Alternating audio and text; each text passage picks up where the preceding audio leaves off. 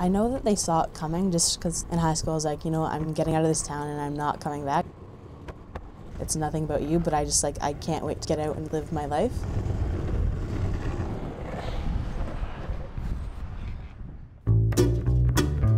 People think that you don't wash your hair when you have dreads, and that's just not the case. You have to wash it once a week. You have to keep it clean. The thing is that clean hair dreads better. If you're a lazy person and you don't want to wash your hair, you're not going to have nice dreads. On Caucasians, it's kind of like shallow, hipstery, misguided attempt at fitting into some group that they can't possibly belong to. Most people have dreads because of their religion, so people project that onto me a lot.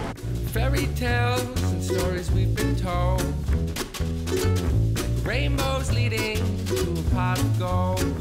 We're not too old, let's dream our days away. Getting up in the morning having to deal with hair, it really sucks for me. It's hair that is not that controllable, even with product. My mom came and visited me this past weekend. She didn't say, like, don't get them, but she definitely said, like, well, what if you don't like them? Well, like, how is this going to affect your career in, like, a year? When I see white people with dreadlocks, I often think to myself, are you appropriating culture just to be cool? Or are you really down? I wonder if this person is an outcast, or if this person is a celebrity. Is this person a poser, or is this person down?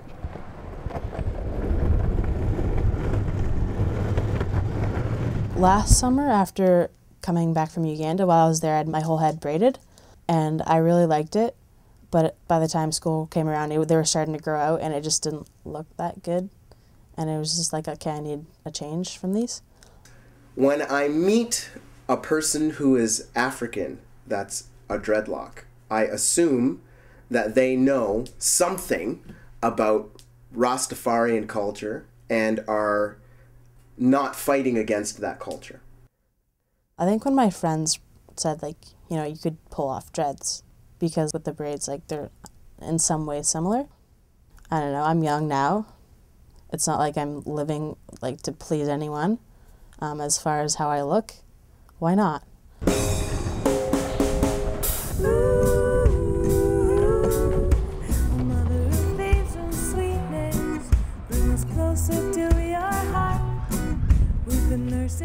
The very first time I touched down in Nigeria, I'm at the airport. My father and my uncle are on the other side. I'm the only Westerner on the plane. Everyone else is straight up African. I'm the only dreadlock there is. I'm wearing my hair in a white cap. I don't have my hair exposed. I'm trying to just be real humble. And everyone's kind of looking at me like, who is this guy? You know, because I stand out so much.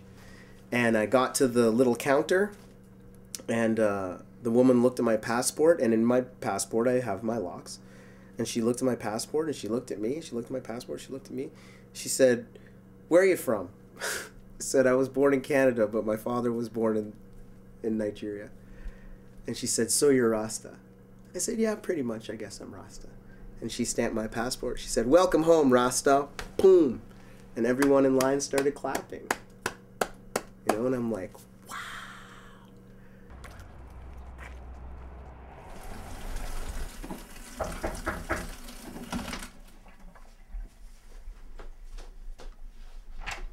Hello. Hi. I'm Emily. Julie. Nice to meet you. Come in. Are you excited? Yeah, excited. A little nervous. Oh yeah, don't be. How long have you had yours?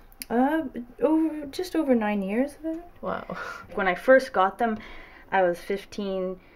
In a way, it was like just something to do. Like, I was always kind of doing weird things with my hair and stuff, and it was another thing. I think they change meaning a lot depending on, like, what situation I'm in and how people react to me and what I'm doing. I guess. People peg me as being Dirty, dope, smoking hippie. dirty hippies. Drugs. Hippie or an activist or radical or whatever you say, and smoking weed. What did your parents think about it? Or, like, did they care? At first they were, like, a little skeptical, but now they love it, you know. They think it's so me, whatever that means.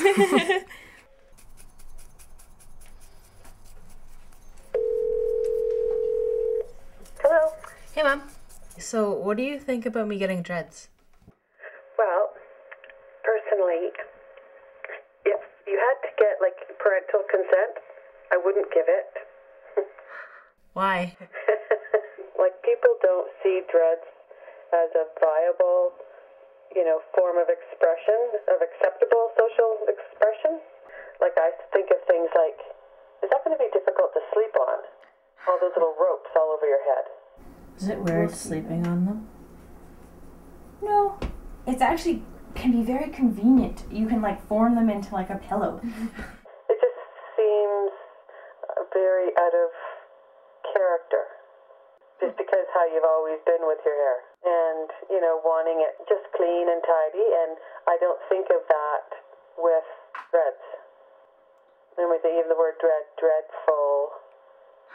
That kind of, dreads is a good name for them. You're getting dreadful. I think I expected her to be less, I don't know, like I felt like she like attacked me. This reminded me of why I wanted to move away for school. If you decide that you want to grow your hair, there's all sorts of attachments to it. Like, cops don't have long hair. Army guys don't have long hair. In the army, they cut my hair, and I went to jail because of it. When they cut my hair, I beat my officer. I beat him up. Most professional athletes don't have long hair. Businessmen and CEOs don't have long hair. Politicians don't have long hair. Judges wear wigs, but they don't have long hair underneath. So why is it that these people don't want you to have long hair? It's just they don't want you to have your own individual identity. I think I probably have like a jar of dreadlocks somewhere just from when I because what do you do with them when you cut them off? Well, I guess like normal people would just throw out their hair. But maybe there is like more of a connection with dreads, and I don't want to just like throw them out when I cut them off. A lot of people say that the cutting of hair is a form of self-mutilation. Like you see punk rockers with crazy shaved hairstyles and stuff like that. I've never been into that. I've never thought of myself in that way. I just wanted to be a normal, natural human being on Earth and not let all the oppressive system around me get me to the point where I won't even grow my own hair. One side's outside and the outside's in. I dream all day just to know where I've been. Like a ghost in a second skin. When one side's outside and the outside's in. Alright, are you ready? Yep. Okay. Wow. I like them. Yeah, you like them? A lot. I think you look super beautiful. They suit you. They suit you. Thanks. No, I love them. Good. It's so different though. I wasn't necessarily looking for a change in like how people look at me, but it was a change that it was just like I was ready for a change, and I guess more free to make my own decisions, not being with like parents and having their input in my life. In high school, I had like this plan for my life, what I was gonna do. It involved having a career and a family and like settling down at a certain age. But now, I don't want my life to be boxed into Ontario. Like, I want to see the world and I want to discover the different cultures. I feel like right now I don't really have a home. Like, it's where I lay my head that I'm living, and I haven't really discovered where home is.